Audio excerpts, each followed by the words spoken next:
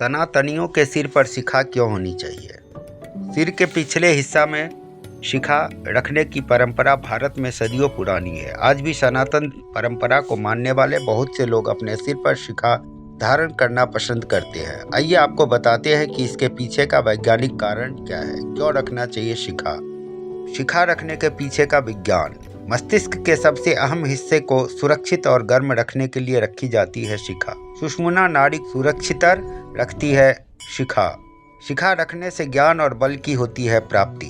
मानव खोपड़ी के पीछे के अंदरूनी भाग को संस्कृत में मेरुशीर्ष और अंग्रेजी में मेडुला ऑब्लोंगाटा कहते हैं। इसे मनुष्य के शरीर का सबसे ज्यादा संवेदनशील हिस्सा माना जाता है। मेरुदंड की शिराएं यहीं पर मस्तिष्क से जुड़ती है। यह हिस्सा इतना संवेदनशील है कि मानव खोपड़ी के इस भाग का कोई ऑपरेशन नहीं हो सकता। प्राचीन परंपराओं के मुताबिक देह में ब्रह्मांडीय ऊर्जा का प्रवेश यहीं से होता है। भूमध्य में आज्ञा इस चक्र का प्रतिबिंब है, यानी आज्ञा चक्र दोनों भौहों के बीच का हिस्सा के ठीक पीछे खोपड़ी का हिस्सा मेरुशीर्ष कहा जाता है। योगियों को नाद की ध्वनि भी यहीं सुनाई देती है।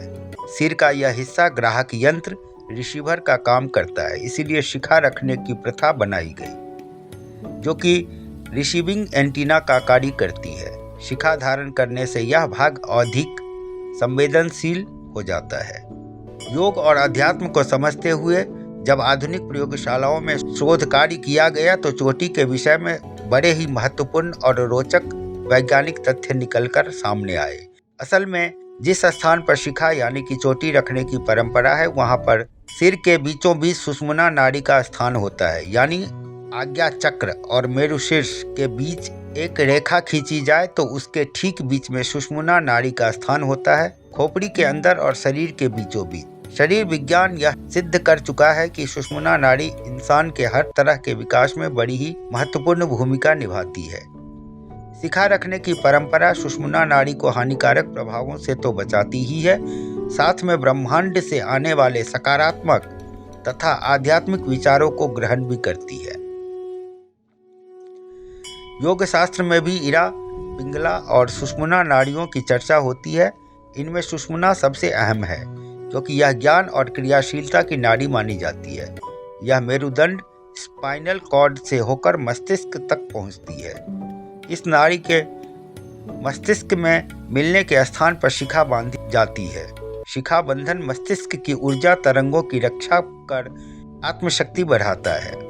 जिस जगह शिखा यानी कि चोटी रखी जाती है, यह शरीर के अंगों, बुद्धि और मन को नियंत्रित रखने का स्थान भी है। शिखा मस्तिष्क के संतुलन का भी बहुत बड़ा कारक है। शिखा रखने से मनुष्य प्राणायाम, अष्टांग योग आदि यौगिक क्रियाओं को ठीक ठाक कर सकता है। शिखा रखने से मनुष्य की नेत्र ज्योति सुरक्षित रहती है। शिखा रखने से मनुष्य स्वस्थ, बलिष्ठ, तेजस्वी और दीर्घायु होते हैं। यजुर्वेद में शिखा को इंद्र योनि कहा गया है। ब्रह्मरंध्र ज्ञान, क्रिया और इच्छा इन तीनों शक्तियों की त्रिवेणी है। यह मस्तिष्क के अन्य भागों की अपेक्षा ब्रह्मरंध्र को अधिक ठंडा रखा जाता है। बाहर ठंडी पड़ने पर शिखा रूपी केश राशि आपके ब्रह्मरंध्र में पर्याप्त गर्मी बनाए रखती है। ब्रह्मरंध्र की उष्णता और पीनियल ग्लैंड्स की संवेदनशीलता को बनाए रखने हेतु शिखा रखने की परंपरा स्थापित की गई है।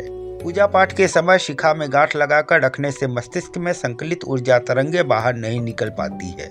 इनके अंतर्मुख हो जाने से मानसिक शक्तियों का पोषण, सद्बुद्धि, सद्विचार आदि की प्राप्ति, वासना की कमी, आत्मशक्ति में बढ़ोतरी, शारीरिक शक्ति का संचार, अवसाद से बचाव, अनिष्टकर प्रभावों से रक्षा, सुरक्षित नेत्र ज्योति, कार्यों में सफलता तथा सद्गति जैसे लाभ भी मिलते हैं। संध्या विधि में संध्या से पूर्व गायत्री मंत्र के साथ शिखा बंधन का विधान है। इसके पीछे एक संकल्प और प्रार्थना है। किसी भी साधना से पूर्व शिखा बंधन गायत्री मंत्र के साथ होता है। यह एक सनातन परंपरा है। मंत्र उच्चारण और अनुष्ठान के समय शिखा को गांठ मारने का विधान है। इसका कारण यह है कि गांठ मारने से मंत्र स्पंदन द्वारा उत्पन्न होने वाली ऊर्जा शरीर में ही एकत्रित होती है और शिखा की वजह से यह ऊर्जा बाहर जाने से रुक जाती है, जिससे हमें मंत्र और जप का संपूर्ण लाभ प्राप्त होता है। धन्यवाद। माटी मिथिला के YouTube चैनल पर आप सभी का स्वागत है। इस पेज को लाइक, सब्सक्राइब और कमेंट ज़रूर करें। धन्यवाद।